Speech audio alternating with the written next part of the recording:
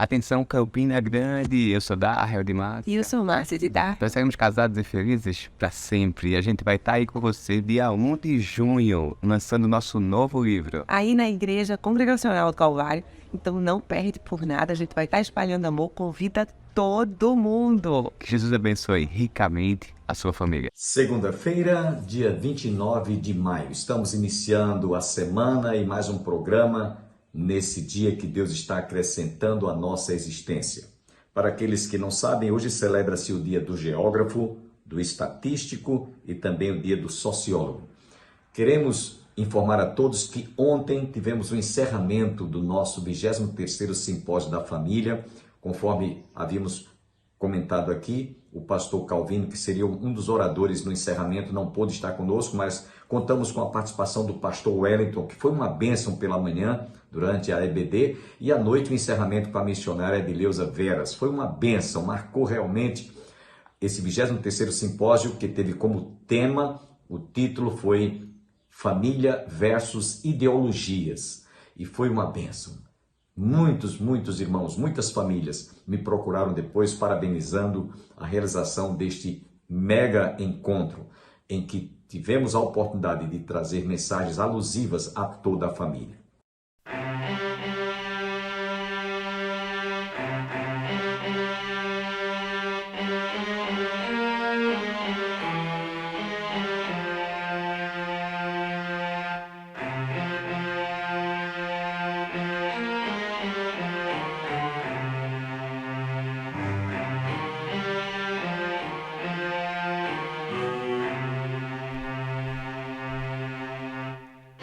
Aquí no se adormecerá,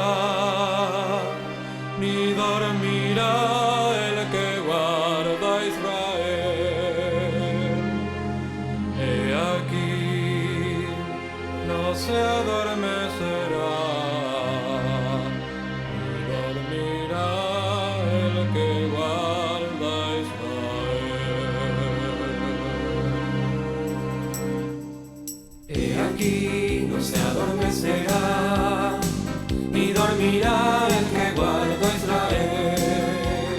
He aquí no se adormecerá, ni dormirá el que guarda a Israel. He aquí no se adormecerá, ni dormirá el que guarda a Israel. He aquí no se adormecerá, dormirá el que guarda Israel. Inne lo yanu, velo ishan shomer Israel. Inne lo yanu, velo ishan shomer Israel. Inne lo yanu,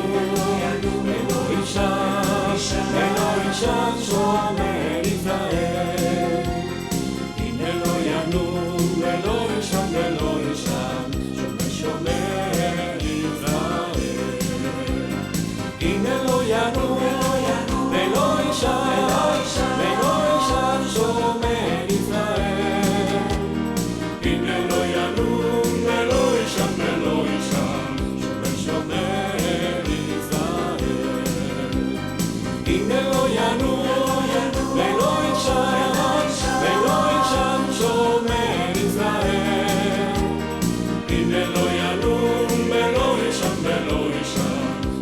Shomer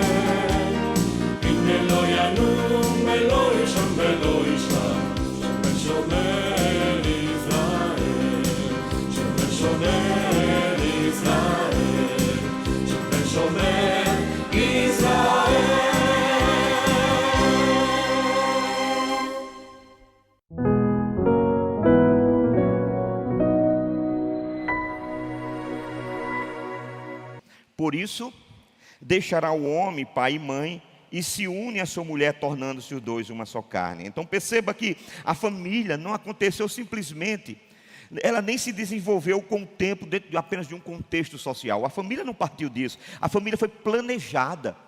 Deus planejou a família, Deus fez com que a família existisse a partir da sua palavra. Foi Deus que fez isso. Ele deu ordens específicas e ordens muito concisas, que por vezes alguém poderia considerar muito pesada, mas essas ordens foram claras. Nos versos 27 e 28, o texto nos diz justamente isso. Deus criou, ordenou, preparou e determinou o que seria a família e deu normas para que pudessem ser seguidas. E quem é de nós que ao comprar qualquer objeto, por exemplo, não vai ler o manual? A gente tem que ler para saber como funciona. Então, quando Deus deixou as regras, é para dizer assim: quer que sua família funcione? Cumpra o manual do Criador. Ele sabe porque fez a família e como ela vai funcionar. Então, queridos, resumindo, como a família deveria ser formada e qual era o seu propósito, foi claramente estabelecido por Deus no manual chamado Bíblia. Então, se você quer dirigir a sua família conscientemente, sem correr o risco de cometer qualquer equívoco, baseie-se naquilo que as santas palavras de Deus nos orientam, e somente nela. Então nós podemos nessa primeira parte concluir que a sua família, meu amado irmão, minha amada irmã, ela é obra criadora do Pai, do Filho e do Espírito Santo de Deus, que dentro do infinito de si mesmo, a Trindade Santa, em amor e união, e por meio de sua palavra, planejaram a família, trouxeram a existência à família, para que ela pudesse exercer por meio de uma aliança entre o Criador e a sua criatura, e através do cumprimento de mandatos, que nós chamamos de mandatos sociais, mandatos culturais e espirituais, a família pudesse cumprir o papel de vice-regente dessa obra criadora de Deus, a fim, meus amados, de que tudo venha a redundar em honra, em glória ao Criador, que deve ser bendito para todos sempre. Amém. É isso, a família foi criada para isso, para seguir as instruções desse que é o Criador, cumprindo o seu papel social, o seu papel cultural e acima de tudo espiritual, e que tudo isso redunde em glória para aquele que é o autor e criador da família. Então, diante de tudo isso, nós podemos expressar a certeza que o primeiro lar que existiu, ele existiu lá no jardim do Éden. A família tem um princípio, ela tem um início. Não foi ninguém que decidiu, por meio de qualquer ato ou de qualquer lei, criar a família. Isso aconteceu lá no jardim do Éden. O texto nos diz que Deus fez isso no capítulo 2, verso 8 de Gênesis.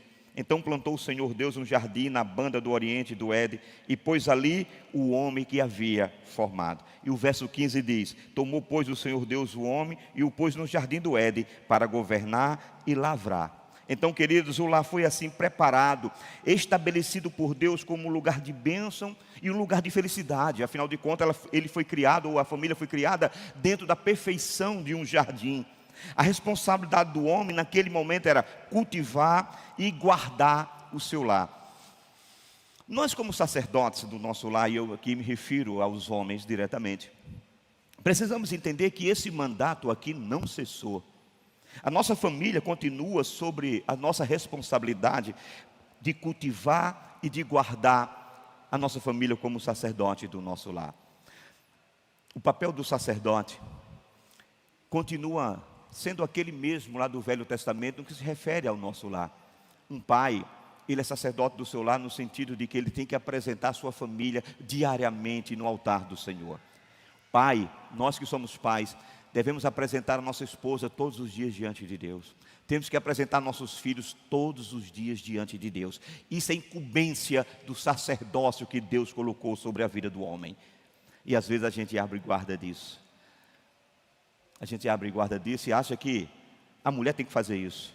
Ela vai ser sua ajudadora nisso. É você e sua esposa. Dobre o joelho diante dos seus filhos. Ore por eles. Abençoe. E entenda que ele é fruto de uma graça de Deus. A Bíblia diz que ele é galardão. Ontem nós estávamos ministrando isso também no simpósio, meu pastor, lá na igreja do Nazareno. Inclusive encontrei Gil, me falou do evento aqui. Nós vamos trazer uma caravana para cá, se Deus nos permitir estar aqui também naquele dia. E nós falarmos sobre isso, queridos. O que nós precisamos entender é que os nossos filhos, eles são como flecha na mão de um arqueiro. Sabe o que acontece? Os nossos filhos hoje estão sobre a nossa dependência. As flechas de alguns de nós estão na aljava. Mas vai chegar um momento que eu preciso ter essas flechas da aljava. Preciso colocar no arco. Preciso esticar esse arco. Procurar um alvo definido. E não apenas soltar o esmo, mas soltar para que o meu filho, a minha filha, o meu descendente, a sua descendência, caminhe os caminhos do Senhor. Mas para isso, há trabalho. Porque a flecha precisa ser lapidada. Ela precisa ser polida. Porque não é qualquer flecha, não é qualquer madeira, tem que trazer flecha de madeira, tem que colocar uma ponta que seja compatível com o peso, para que ela não caia em poucos metros, para que ela alcance o objetivo para o qual você soltou. Tudo isso, meus amados, está sob o cuidado da família com os filhos. Aí vai chegar um dia, chegar um tempo, em que nós vamos ter que soltar essa flecha, mas vamos soltar dizendo: Senhor, o alvo está ali, tudo está feito, foi lapidado, sabe, foi preparado para esse fim. Eu solto e descanso, porque eu sei que o alvo está ali e o caminho da flecha quem dá é o Senhor. Eu descanso. E a família foi criada com esses instrumentos de bênção para nós. Então, um lar preparado e estabelecido por Deus é um lugar de bênção e de felicidade. Por mais que o inimigo tente destruir isso, o nosso lar foi criado para ser um lar de bênção. Deus criou para isso. O lar é o melhor lugar para se estar. Eu não sei você, eu posso andar por onde eu for, e às vezes a gente fica em hotéis bons, né? Comida boa, cama fofinha, ar-condicionado, serviço de quarto para você, está tudo muito bom. Mas meu amigo, depois de 2 dias, 3 dias, se a costelinha não estiver do lado, se os filhos não tiver, te corre. Gente que está no conforto da nossa casa, mesmo que não tenha um travesseiro com pena de ganso. Mas tem nada não, aquele travesseirinho, o cabo dá 2 rodadas nele, mistura assim, amarra e bota a cabeça, aquilo é que é gostoso. Então, porque a família foi criada para esse aspecto. Ela é o que nos dá felicidade, estar em família. Então, lá foi para isso, querido. A responsabilidade do homem então é cultivar e guardar. Quando nós falamos sobre o lar, a terminologia lar vem do latim, né? Lare, que significa parte da cozinha onde se acendia o fogo para, por exemplo, preparar os alimentos e aquecer o ambiente. E daí é que tem a origem da palavra, né, ou do termo lareira, né? Lareira, ou seja, um lar é um lugar onde se aquece. Então, perceba, essa terminologia nos mostra que o lar é um lugar de conforto, onde eu sinto aquecido pelas emoções e pelos laços que nos unem, não é? E isso forma a família. Então a terminologia da família, segundo o dicionário bíblico, esse vocábulo família pode significar num sentido mais restrito da palavra, um grupo social básico, formado por um pai, por uma mãe, por uns filhos. Isso é, digamos assim, a visão mais básica do sentido da palavra, ou da terminologia da palavra família. Mas num sentido mais abrangente, pode significar a família, pessoas ligadas entre si pelo casamento ou qualquer outro parentesco. Mas existe um sentido geral, onde a família significa grupo de seres ou de coisas com características comuns. Mas no hebraico bíblico, que é isso que nos interessa, qual é a nossa regra de fé? O que é que significa família no hebraico bíblico? O termo família, que vem da palavra grega, né? Mispachar, significa um clã, uma família, um clã. Isso é, todos integrantes de um grupo que estavam relacionados por sangue e que ainda sentiam um senso de consanguinidade e de parentesco. Então, a ideia, tanto no Velho Testamento como no Novo Testamento, que tem referência na palavra grega oikos, significa habitação, casa ou lar. A ideia é que a família é um ajuntamento de pessoas consanguíneas dentro de um determinado núcleo, e que essas pessoas devem ter aquilo que regeu a criação da igreja primitiva, tudo em comum. E é bem verdade que nem sempre isso acontece. Mesmo no grupo familiar, há discordâncias. A gente até brinca, olha, os dedos da mão não são igual, porque a família vai ser. Mas mesmo que sejamos diferentes, em tudo aquilo que você possa imaginar, dentro do conceito da família, essas diferenças elas devem se acabar quando o núcleo familiar se une. Por exemplo, nós somos uma grande família de Deus aqui, sim ou não? Grande família. Nós somos diferentes entre nós ou não? Mas quando a gente passa aquelas portas, todas as diferenças se acabam. O que nos une é maior do que as nossas diferenças. Então o lar é isso. Às vezes o lar é composto por pessoas diferentes, mas o que nos une, o amor, a igualdade dentro do lar tem que ser maior do que tudo isso.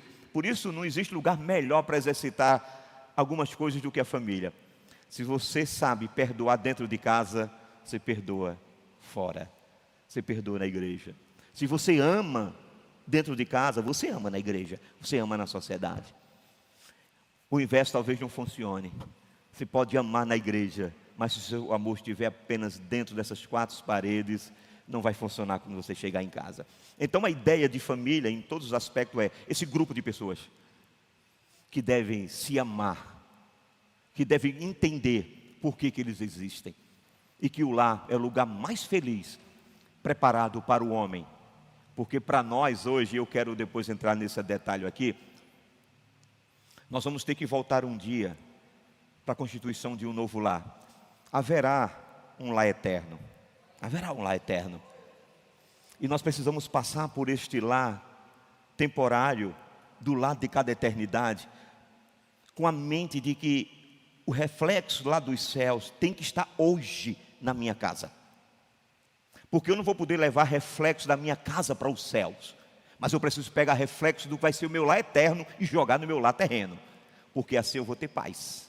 Aí eu vou entender a constituição da família segundo a visão do seu Criador. Então a família é uma das áreas onde o amor de Deus pelos seus eleitos, queridos, se demonstram com mais intensidade. Porque na aliança de amor que Deus estabeleceu com a sua criação, com o seu povo, a família recebe um cuidado todo especial. Assim tanto que o primeiro lar, lá no Jardim do Éden, como o nosso futuro lar, o céu, nos dão essas lembranças, os vislumbres, na verdade, gloriosos, de que Deus e o seu projeto representa para nós. Nós aprendemos sobre esses lares, ou seja, o primeiro lar e o lar futuro. Nós aprendemos que elas devem ser aplicadas no terceiro lar, que é a nossa casa. A ideia é, eu preciso pegar esses vislumbres do lar eterno e aplicar na minha casa hoje. Porque aplicando esses vislumbres, essas regras dentro da minha casa hoje, eu vou entender que mesmo depois da minha partida, esse lar continua levando a nossa descendência por meio do nosso sobrenome e também por meio da nossa fé para outras famílias. E isso vai acontecer até o dia que o Senhor nos levar para vivermos o nosso lar eterno. Mas enquanto isso, nós temos que nos focarmos melhor naquilo que Deus tem preparado para a sua família. Existem regras que não podem ser de maneira nenhuma desprezadas dentro do nosso lar. E eu sei que você sabe disso melhor do que eu. Não existe uma receita de bolo. Se você me perguntar, pastor, me dê uma receita de uma família feliz, eu tenho uma que funciona na minha casa, e nem assim mesmo eu consigo fazer com que a felicidade esteja lá todos os dias.